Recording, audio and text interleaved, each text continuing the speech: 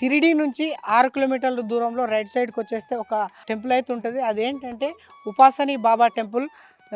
షిరిడి సాయిబాబాకు సన్నిహితుడైన ఒక భక్తుడు, అతని సన్నిధానంలో ఉన్న ఒక భక్తుడు, ఆయన నివసించిన ప్రదేశం అన్నట్టు ఇది. ఉపాసని బాబా సచ్చరిత్రలో కూడా మనకు ఇదంతా దీని గురించి సవివరంగా ఉంటుంది. ఒకసారి మనం లోపలికి వెళ్ళి దీని చరిత్ర ఏంటి, అసలు ఇంతకు ఉపాసని బాబాకు సంబంధించిన పూర్తి వివరాలు అయితే ఇప్పుడు మనం తెలుసుకుందాము.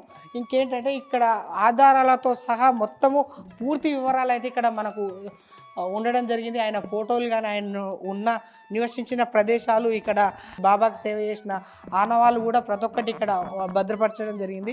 దానికి సంబంధించిన ఫోటోలు, దానికి సంబంధించిన విజువల్స్, దానికి సంబంధించిన ఇవన్నీ ఇక్కడ ఏర్పాటు చేయడం జరిగింది. సచ్చరిత్రలో కూడా ఒక పేజీలో దీని గురించి సవివరంగా వివరించడం జరిగింది.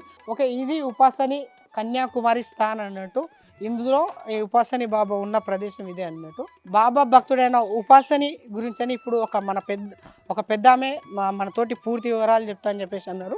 ఆమెతోటి ఒకసారి మాట్లాడి దీనికి సంబంధించిన పూర్తి వివరాలు అయితే ఇప్పుడు మనం తెలుసుకుందాము. మీ పేరమ్మా? మా పేరు అనసూయ. ఎక్కడమ్మా, ఏ ఊరు? హైదరాబాద్. హైదరాబాదేనా? ఓకే, ఒక్కొక్కటి మాకు చెప్తారమ్మా?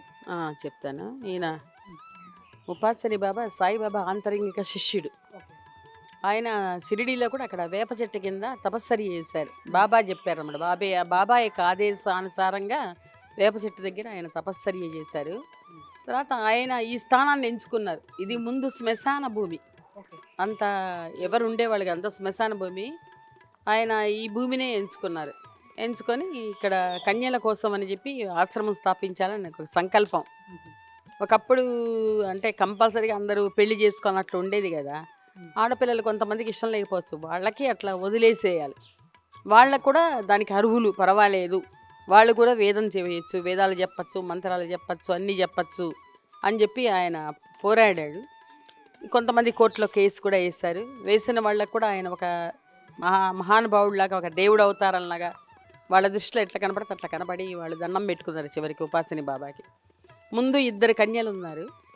ఆ 2 కన్యల్లో ఒక కన్యనేమో భానుతాయి అని, ఇంకొక కన్య గంగుతాయి, ఎవరో 2 ముందు వచ్చారు. తర్వాత అందరూ ఒక్కొక్కరు రావడం మొదలుపెట్టారు. మాతాజీ అసలు ఎవరంటే గజానన అవతారము. ఆయన గజానన అవతారము.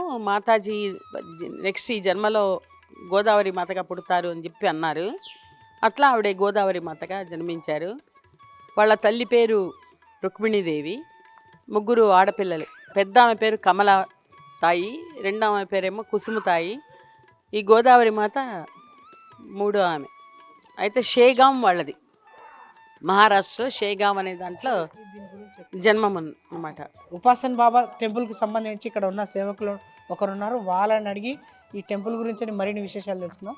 సార్ నమస్కారం. సార్ नमस्ते, वसंत देवरम जगता। एक एक आपको एक्सप्लेन करते हैं। हाँ ठीक। ఈయన గోదావరి మాత సియాసనం. ఈ గురు పూర్ణిమకి ఇక్కడ గోదావరి మాత ఇక్కడ కూర్చుని దాన్ని పెట్టుకోండి, దర్శనం చేసి లోపలైనా గోదావరి మాత విశిష్టత. గోదావరి మాత ఇది సాయిబాబా శిష్యుడు ఉపాసని మహారాజ్ అంట. ఉపాసని మహారాజ్ శిష్యురాలు గోదావరి మాత. ఇది గోదావరి మాత సియాసనం. ఈ సాయిబాబా శిష్యుడు ఉపాసని మహారాజ్. ఈ సాయిబాబాకి పిండ ప్రధానులు ఉపాసని మహారాజ్ చేస్తారంట కాశీలో. ఓకే, సాయిబాబా సమాధి తర్వాత కాశీకి తీసుకెళ్ళి పిండ ప్రసాదం చేసిన ఆమె ఈమె. సాయిబాబా భక్తులు ఉపాసన బాబాకు భక్తులు ఈమె. పిండ ప్రధానులు కాశీలో చేస్తారంట. ఇది గురుస్థాన్ మంది చూసిన యాప్ చెట్టు అంట షిర్డీలో. బాబా సమాధిలో బ్యాక్ సైడ్లో గురుస్థాన్ అంట. గురుస్థాన్లో పాదుక ఉపాసని మహారాజ్ తప్పించేసి 1912లో.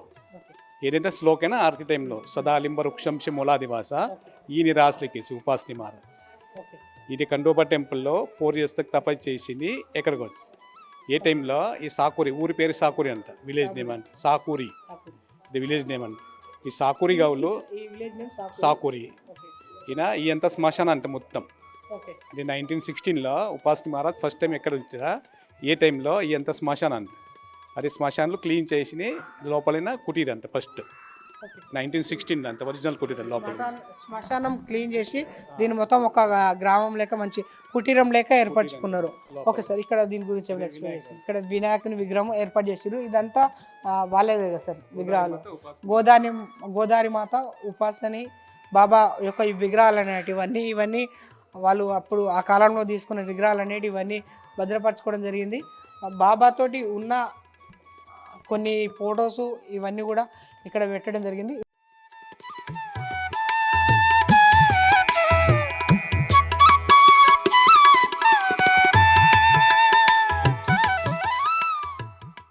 ఇక్కడ సంవత్సరానికి 7 సార్లు యజ్ఞం చేస్తే అక్కడ విభూతి ఉంటుంది.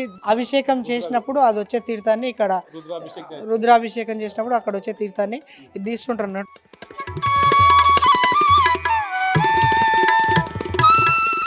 రుద్రాభిషేకం చేసినప్పుడు ఈ తీర్థం ఇక్కడ నుంచి అయితే మనకు వస్తుంది.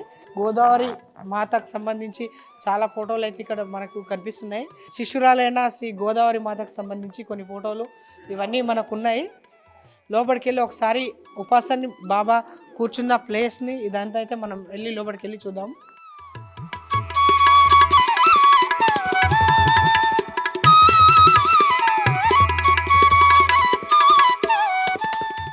సాయిబాబా భక్తుడైన ఉపాసన్ బాబాకి సంబంధించి సమాధి అయితే ఇది.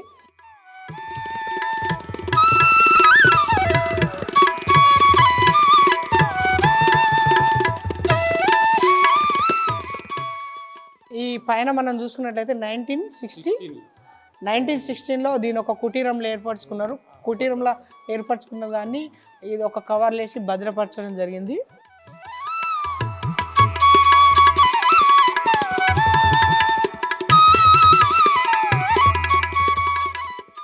ఈ కుటీరానికి ఇంతకుముందుకున్న కుటీరానికి సంబంధించి ఆ ఆనవాళ్ళు ఏవన్నీ ఉంటాయో అవన్నీ ఒక కవర్లు వేసి భద్రపరచడం జరిగింది.